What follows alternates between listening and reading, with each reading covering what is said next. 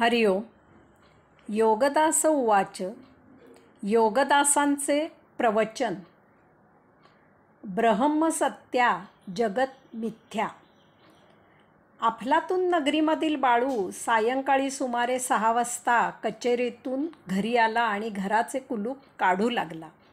इतक्यात घाबऱ्यागुबऱ्या झालेल्या शेजारच्या काकू काठी टेकत टेकत बाहेर आल्या आणि काळजीयुक्त स्वरात बाळूला म्हणाल्या, बाळू, सकाळी 10 वाजता कोपऱ्यावरून बटाटे आणायला म्हणून काका बाहेर गेले आहेत, ते अजून घरी आलेले नाहीत.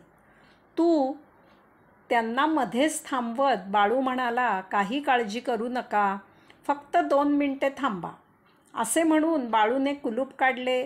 तो आत गेला आणि 2च मिनिटात एक ताटली काकूंच्या हातात देत म्हणाला, काकू, तुमची भाजी अडायला नको, हे बटाटे घ्या. आपल्याला तेच समजते जे आपल्या जाणीवेत आहे, जे आपल्या कल्पनेत आहे, जे आपल्या वासनेत आहे. पंच ज्ञानेंद्रियांच्या आपल्या जाणीवेत आपली इच्छा, आकांक्षा, अपेक्षा लपलेली आहे. त्यामुळे समोर जे आहे ते जसे आहे त्याच स्वरूपात आपल्याला आकलन होत नाही. त्यावर आपली जाणीव, आपली कल्पना, आपली वासना स्वार होते आणि मग त्याप्रमाणे प्रभावित झालेली जाणीव, प्रभावित झालेली कल्पना, प्रभावित झालेली वासना आपल्याला ज्ञान करवून देते. रस्त्याने तरुणी जात असेल तर लहान मुलाला वाटते की ताईने आपल्याला खाऊ द्यावा. तरुणाला वाटते की तिने आपल्याशी मैत्री करावी. प्रौढ व्यक्तीला वाटते की हिचे आपल्या भाच्याशी लग्न व्हावे. वृद्धाला वाटते की हिने आपल्याशी 4 शब्द बोलावेत. परंतु आजोबा अशी हाक न मारता काका अशी हाक मारावी. वस्तुस्थिती एकच एक आहे, परंतु प्रत्येकाची जाणीव निराळी आहे. त्यामागे त्याची अपेक्षा, कल्पना, वासना लपलेली आहे. सूर्य उगवला यात जाणीवेच्या दृष्टीने काहीही भिन्नता नाही.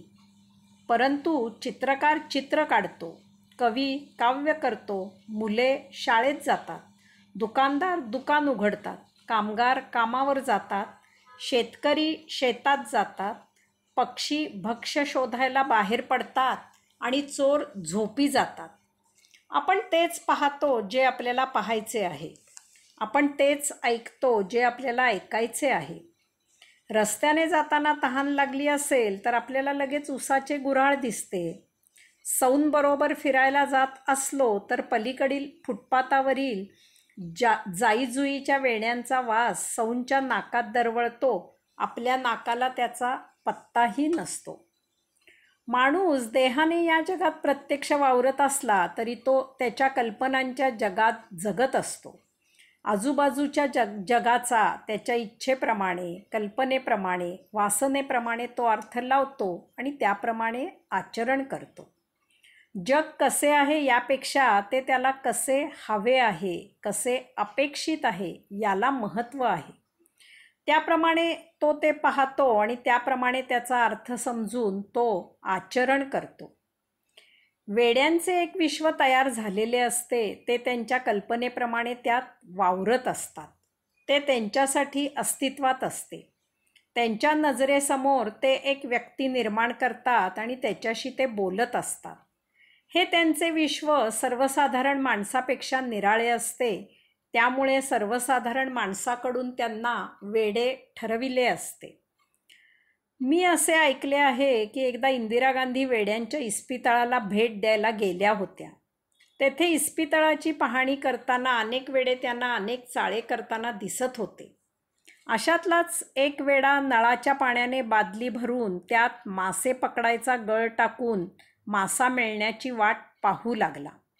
इंदिरा गांधींना काय वाटले कोणास ठाऊक, त्यांनी त्या वेड्याशी संवाद साधला. त्या त्याला म्हणाल्या, महाशय, मासे नदीमध्ये किंवा समुद्रात असतात. नळाच्या पाण्यात मासे कसे सापडतील? त्यावर तो वेडा म्हणाला, तसे काही समजू नका. अहो, इंदिरा गांधींच्या राज्यात काहीही होते. आपण आपल्या कल्पना, इच्छा, वासना दृश्यावर आरोपित करत असतो.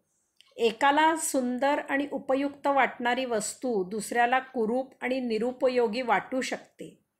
एखादी व्यक्ती तुम्हाला पवित्र मांगल्याची मूर्ती वाटते तर तीच व्यक्ती दुसऱ्याला घृणास्पद वाटते. सकाळपर्यंत मित्र असलेला दुपारी व्यवहार केला की शत्रू होतो. कालपर्यंत शत्रू असलेला त्याच व्यवहाराने मित्र होतो. याचा अर्थच हा आहे की सुंदर, कुरूप, उपयुक्त, निरुपयोगी, पवित्र, अपवित्र, मित्र, शत्रू या साऱ्या कल्पनाच आहेत, त्या सत्य नाहीत, असत्य आहेत. त्या आपल्या मनाचा खेळ आहे, त्यामुळे त्या केव्हाही पुसल्या जातात आणि विरतात. त्यात तथ्यांश नसतो, त्या शाश्वत नसतात, टिकाऊ नसतात. समोर घडत असलेले दृश्य आपल्याला दिसत नाही, परंतु समोर घडत नसलेले दृश्य आपल्याला दिसत असते. समोर होत असलेला ध्वनी आपल्याला ऐकू येत नाही, परंतु समोर होत नसलेला ध्वनी आपल्याला ऐकू येतो. शाळेत फळ्यावर लिहून दाखवत गुरुजी काय सांगत आहेत ते बाळला दिसत नाही आणि ऐकायलाही येत नाही, परंतु त्याच वेळी त्याला आदल्या रात्री पाहिलेल्या सिनेमातील दृश्य डोळ्यासमोर दिसत आहे आणि त्यातील गाणेही ऐकायला येत आहे. जणू काही तो शाळेत नसून घरीच TV समोर आहे. बाळूचे मन त्याच्या बुद्धी, स्मृती, डोळे, कान इत्यादी इंद्रियांवर स्वार झाले आहे, त्यामुळे त्याला अभ्यास करताना सिनेमा आठवत आहे. एक राजा होता, त्याला दररोज रात्री एक विशिष्ट स्वप्न पडत असे. दररोज रात्री तो स्वप्नात भिकारी होत असे आणि दीनवाणा होऊन दारोदार भीक मागत हिंडत असे आणि दिवसभर भीक मागून दमून दुकानाच्या वळचणीला झोपत असे. पहाटे राजाला त्या स्वप्नातून जाग आल्यावर या स्वप्नाचे मोठे आश्चर्य वाटत असे. या स्वप्नाने राजा फार बेजार आणि उदास होत असे. त्याला मोठा प्रश्न पडत असे की मला दररोज रात्री भिकारी झाल्याचे स्वप्न पडते आणि रात्रभर मी भिकारी म्हणून जगतो. हे राजाचे स्वप्न सत्य आहे की भिकाऱ्याला झोपल्यावर स्वप्न पडून त्यात तो राजा होतो, हे भिकाऱ्याचे स्वप्न सत्य आहे? राजाची बैचेनी वाढत असे की तो नक्की राजा आहे की भिकारी आहे. यात सत्य काय आहे? शास्त्रज्ञ म्हणतात की जे समोर दिसते, जे ऐकायला येते, ज्याचे स्पर्शज्ञान होऊन जाणवते, तेच प्रत्यक्ष अस्तित्वात असून तेच सत्य आहे. याचा अर्थ वस्तू आपल्याला प्रत्यक्ष दिसतात, आपण त्या प्रत्यक्ष वापरतो, त्याच सत्य आहेत. जे प्रत्यक्ष दिसत नाही, जे प्रत्यक्ष ऐकायला येत नाही, जे स्पर्शज्ञानाने जाणवत नाही, ते अस्तित्वात नाही, ते असत्य आहे. याचा अर्थ आपण आपल्या डोळ्यांनी जे पाहतो ते अस्तित्वात असून तेच सत्य आहे. आपण आपले डोळे पाहू शकत नाही, त्यामुळे ते अस्तित्वात असूनही असत्य आहेत. डोळ्याने जे पाहिले जाते ते सत्य आहे, परंतु ते पाहणारे डोळे असत्य आहेत.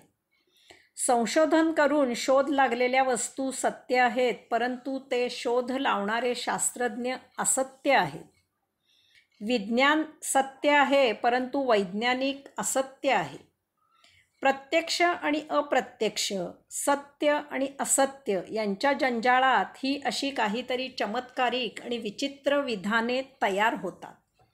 हे सर्व समजावून देण्यासाठी, यातील सत्यार्थ माहीत करून देण्यासाठी, भौतिक वस्तुजगत आणि ते निर्माण करणारा परम आत्मा याची सत्य ओळख करून देण्यासाठी, त्याप्रमाणे जाणून आचरण करून परमानंद, कैवल्यानंद प्राप्त करण्यासाठी भगवान श्री शंकराचार्यांनी उपदेश केला आहे की ब्रह्म सत्या, जगत मिथ्या.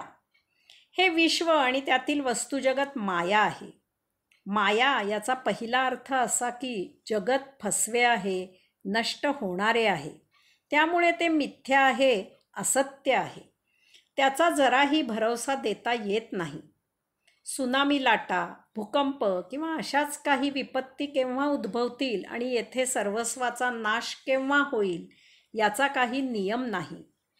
एका सेकंदात काही कळायच्या आत होत्याचे नव्हते होते.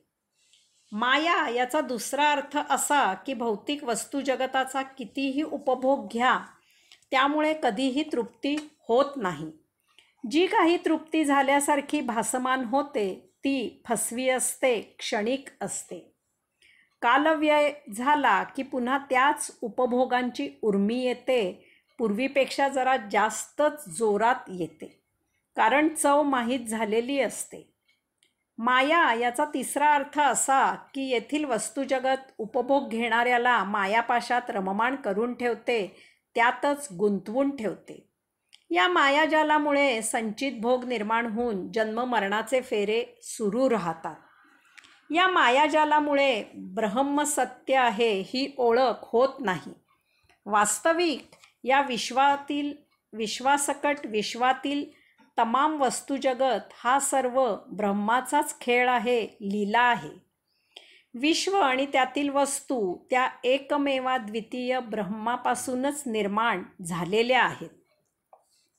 आपण सर्वांनी लहानपणी एक चित्र काढले आहे. एक कागद घेतला, एक पेन्सिल घेतली. कागद आडवा घेऊन वरच्या बाजूला थोडी जागा सोडून 5-6 डोंगर काढले. त्यातून सूर्य उगवताना दाखविला, वरती सोडलेल्या जागेत आकाश दाखविले. त्यात ढग काढले, पक्षी उडताना दाखविले, विमान काढले. डोंगरावरून खाली नदी वाहत येताना दाखविली, नदीत पाणी दाखविले. पाण्यात मासे काढले, बोट काढली.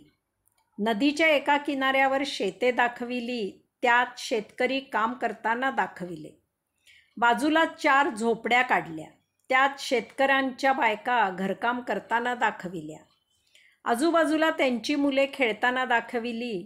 जवळच एक बैलगाडी काढली आणि बैल गवत खाताना दाखविले. नदीच्या पैलतीरी एक मोठे झाड काढले, त्याखाली एक बैरागी तपश्चर्या करताना दाखविला. झाडावर पक्षी, त्यांचे घरटे आणि पिल्ले दाखविली.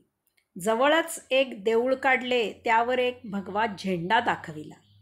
देवळाजवळ फुलांची बाग दाखवली. हुश्य! एकाच पेन्सिलीमधून केवढे हे विश्व निर्माण झाले. त्यात दिसणाऱ्या विविध वस्तू निराळ्या दिसल्या तरीही त्या एकाच पेन्सिलीमधून साकारल्या आहेत. तसेच येथे त्या एकमेव ब्रह्मामधून हे विश्व आणि त्यातील वस्तुजगत निर्माण झाले. विश्वातील चल, अचल, सजीव, निर्जीव अशा प्रत्येकात ते ब्रह्म भरलेले आणि व्यापलेले आहे. ज्याला आध्यात्मिक दृष्टी आहे त्याला जळी, स्थळी, काष्टी, पाषाणी चराचर सृष्टीमध्ये केवळ परमात्मा आणि फक्त परमात्माच दृष्टीस येतो. बाकी वस्तुजगत भासमान आहे, ते त्याच आत्मतत्वाचा आविष्कार आहे हे त्याने जाणलेले असते. या वस्तू देह जीवित राहण्यासाठी परमात्म्याने पंचमहातत्वांच्या माध्यमातून येथे निर्माण केल्या आहेत हे सत्य त्याने ओळखलेले असते. या वस्तुजगताचा देह जीवित ठेवण्यासाठी उपयोग करून देह परमात्मा प्राप्त करण्यासाठी वापरायचा आहे. त्यासाठी हे मानवी आयुष्य आहे हे सत्य ज्ञान त्याला झालेले असते. मानवेतर योनी पूर्ण विकसित झालेल्या आहेत, त्यांना सहसा पुनर्जन्म घ्यावा लागत नाही. सर्व मुंग्या एकाच प्रकारे जीवन जगतात, सर्व सिंह एकाच प्रकारे जीवन जगतात. काही अपवादात्मक कोण्या मानवेतर प्राण्यांकडून काही भोग निर्माण झालेच तर त्याला अर्थातच पुनर्जन्म घ्यावा लागतो. परंतु सर्वसाधारणपणे मानवेतर प्राण्यांचा जीवन प्रवास हा एका योनीतून पुढच्या योनीत निर्विघ्न पार पडतो. ते अत्यंत नैसर्गिक आचरण करतात, त्यामुळे त्यांचे भोग निर्माण होत नाहीत आणि संचितही होत नाहीत. मानवाला स्वतंत्र आणि असामान्य बुद्धी आहे, त्यामुळे प्रत्येक मानव निरनिराळ्या प्रकारे जीवन जगत असतो. व्यक्ती तितक्या प्रकृती असतात आणि तितक्याच विकृती असतात आणि तितक्याच कृती होत असतात. मानव विश्वातील वस्तुजगत विविध प्रकारे वापरत असतो. तो त्याच्या अतिप्रगल्भ बुद्धीच्या जोरावर या वस्तूंमधून अनेक नवीन वस्तू तयार करतो आणि आपले जीवन सुकर सुलभ करतो.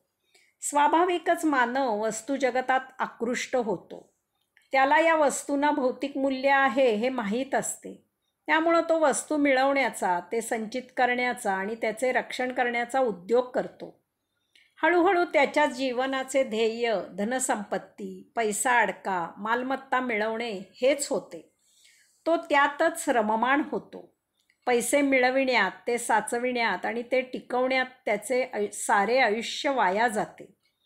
तो या संपत्तीचा उपभोग घ्यायला मोकळा नसतो. यामुळे आपण मूलतः कोण आहोत, आपल्याला ही देहादी इंद्रिय कोण देतो, आपण मृत होतो त्यावेळी देहातून बाहेर होतो ते काय असते, इत्यादी प्रश्न तो विसरतो आणि भौतिक वस्तू जगताच्या, या मायावी जगताच्या कच्छपी लागतो. यात त्याच्यासमोर प्रत्यक्ष योगेश्वर जरी आले तरी तो त्यांना ओळखू शकणार नाही. त्यांना पाहून न पाहिल्यासारखे करून तो पुढे निघून जाईल. त्यातून योगेश्वरांनी जर त्याचे द्वार ठोठावलेच तर तो त्यांना विक्रेता समजून हकलून देईल, किंवा भिकारी समजून इतका धडधाकट असून भीक का मागतोस, काही काम कर आणि पोट भर असा सल्ला देऊन हकलून देईल. भौतिक वस्तू जगताच्या मोहमायेमुळे ब्रह्म ओळखणे महादुरापास्त आहे. मानवेतर प्राण्यांसारखी मानवी योनी पूर्ण विकसित नाही. मानवेतर योनी नैसर्गिक जीवन जगून पुढील योनीत मुक्त होते. मानवी योनी ही जीवाची शेवटची योनी आहे. येथे या योनीला पुढील योनीत मुक्ती नाही. मानवी योनी आत्मप्राप्तीने पूर्णत्वास येते. येथे जीवाच्या 84 लक्ष योनींच्या यात्रेची पूर्तता होते. परंतु दुर्दैवाने तसे होत नाही आणि त्यामुळे मानव संचित संपविण्यासाठी जन्ममृत्यूच्या रहाटगाडग्यात अडकतो. यास्तव मानवाने ज्ञानयोगे आत्मब्रह्माला ओळखावे, कर्मयोगे आत्मब्रह्म प्राप्त करावे, भक्तियोगे ते सर्वत्र भरलेले आत्मब्रह्म पहावे, मुक्ती प्राप्त करावी, सायुज्यमुक्त जीवन जगावे, त्या योगे परमानंदी कैवल्यानंदी असावे. हीच जीवनाची इतिश्री आहे. त्या योगे रस्त्याने जाताना लंगडत चाललेला एखादा कुत्रा पाहिला की सहजच मनात येईल की मुका बिचारा, पाय दुखावला तर औषध लावू शकत नाही, स्वतः चाटून चाटून जखम बरी करायचा प्रयत्न करत आहे. नैसर्गिकपणे पाय बरा झाला तर ठीक, नाही तर आयुष्यभर लंगडत राहणार. अशा प्रकारे जीवजीवातील तो परमात्मा दृष्टीगोचर होईल. भर दुपारची वेळ होती, रणरणते ऊन होते. नाथ महाराज नुकतेच काशी यात्रेहून गावची वेस ओलांडत होते. समोरच्या मैदानात एक गाढव पाण्याविना तडफडत होते. नाथ महाराजांनी त्याच्या तोंडात काशीहून सांभाळत आणलेले गंगोदक रिकामे केले आणि गंगोदक सार्थकी झाले असे म्हणून मोठ्या समाधानाने घरी आले. आत्मब्रह्म सर्वत्र भरलेले आणि व्यापलेले आहे. त्याचाच अंश आपल्या अंतःकरणात देह धारण करून सृष्टीलीला साक्षी राहून अनुभवीत विराजित झालेला आहे. मानवाने स्वतःमधील आत्मब्रह्माचा शोध घ्यावा. परमात्मा अदृश्य, निराकार, अरूप आहे. त्यामुळे परमात्म्याचा शोध देहादी इंद्रियांनी बाहेर घेण्याची आवश्यकता नाही. तो देहादी इंद्रियांचा विषयही नाही. परमात्मा प्रत्येकाच्या अंतःकरणात आहे. यास्तव देहादी इंद्रिये क्षीण करावीत, निस्तेज करावीत आणि ध्यान समाधी योगे अंतःप्रवृत्त होऊन अंतःकरणात खोल खोल आत उतरावे. अंतःकरणातील गुह्य गुहेत अंशात्मक परमात्मा वसलेला आहे. या दिव्य गुहेतूनच परमात्म्याच्या योगधामाची वाट जाते. येथे योग जुळून आला की त्या दिव्य प्रकाशाची झलक मिळते आणि साक्षात्कार होतो की तो परमात्मा मीच आहे. प्रत्येकजण परमात्मा आहे, त्यामुळे परमात्मा सर्वांना उपलब्ध आहे. परमात्मा अलभ्य, अदृश्य, निराकार, अरूप आहे. तो अभक्तांसाठी, अयोग्यांसाठी. सिनेमात सर्वस्व झोकून दिल्यावर जसे फळ्यावरचा अभ्यास न दिसता डोळ्यांसमोर सिनेमा दिसतो, तसेच परमात्म्यात सर्वस्व झोकून दिले की क्षणाचाही विलंब न होता तो साक्षात्कारित होतो. तहान लागल्यावर जसे रसाचे गुऱ्हाळ लगेच दिसते, तसे परमात्म्याची तहानभूक लागून व्याकुळ झाल्यावर क्षणाचाही विलंब न होता तो साक्षात्कारित होतो. एक राजा होता. तो दररोज राज्यातील एक साधू बैरागी गोसावी पकडून आणीत असे आणि त्यांना एक प्रश्न विचारित असे. आपण परमात्मा जाणला आहे का? त्यांना पाहिलं आहे का? साधू बैरागी गोसावी जर म्हणाले की नाही, तर तो त्यांना राज्याबाहेर हाकलून देत असे. तसेच साधू बैरागी गोसावी तर म्हणाले की होय, तर तो त्यांना हुकूम करी की मला तो दाखवा, तरच तुमचे म्हणणे मी सत्य मानीन. तसे साधू बैरागी गोसावी करू शकत नसत. लगेच तो त्या साधू बैरागी गोसावी यांना राज्याबाहेर हाकलून देत असे. ही गोष्ट साधू बैरागी गोसावी यांनी त्यांच्या गुरूंचे कानावर घातली. एक दिवस गुरु स्वतःहून राजदरबारी हजर झाले. त्यांना पाहताच राजाने तो त्याचा लाडका प्रश्न गुरूंना विचारला. त्यावर गुरु म्हणाले, राजा, मी तुला परमात्मा दाखवितो, परंतु परमात्मा काही राजदरबारी येणार नाही. त्यासाठी तुला परमात्मा जेथे आहे तेथे यावे लागेल. जिद्दी आणि अहंकारी राजा त्यासाठी तयार झाला. गुरु म्हणाले, माझ्या मागे चलावे महाराज. असे म्हणून गुरु झपाझप चालत राजधानी सोडून निबिड अरण्यात शिरले. राजाही जिद्दीने गुरूंची चाल पकडण्यासाठी दुडूदुडू चालत गुरूंच्या मागोमाग अरण्यात शिरला. लवकरच राजाला धाप लागली. त्याची चाल मंदावली. राजा घामाघूम झाला. गुरु झपाझप चालतच होते. राजा त्यांच्या मागून धापा टाकत कसाबसा पळत होता. परंतु अल्पावधीतच राजा जमिनीवर कोसळला आणि गुरूंना म्हणाला, गुरुवर, मी तहानेने आणि भुकेने अगदी व्याकुळ झालो आहे. मला त्वरित पाणी द्या, काहीतरी खायला द्या, त्याशिवाय मी जगू शकणार नाही. त्वरा करा, आता आणखी उशीर करू नका. गुरु राजाला म्हणाले, राजा, आता जसा तू तहानेने आणि भुकेने व्याकुळ झाला आहेस, तसाच जेव्हा तू परमात्म्यासाठी व्याकुळ होशील, त्याच्यासाठी तळमळू लागशील आणि प्रार्थना करशील की परमात्म्या, मला तुझ्याशिवाय जगणे शक्य नाही, मला त्वरित दर्शन द्यावे. तुझ्या दर्शनाशिवाय, तुझ्या साक्षात्काराशिवाय जगण्यात काही स्वारस्य नाही. धाव पाहू विटू आता, पाहू नको अंत. तेव्हा तुला परमात्म्याचे क्षणार्धात दर्शन होईल. तू साक्षात्कारी होशील, तेव्हा तुला हे जगत मिथ्या असल्याचे उमजेल आणि ब्रह्म सत्य असल्याचे तू जाणशील. परमात्म्याच्या प्राप्तीसाठी वयाचा, ज्ञानाचा, अधिकाराचा प्रश्न नाही. प्रश्न आहे तो त्याच्यासाठीच्या व्याकुळतेचा. त्याची तहान लागली, त्याची ओढ लागली, त्याच्याच वासनेने जोम धरला की तो क्षणार्धात उपलब्ध होतो, साक्षात्कारित होतो. हरिओम.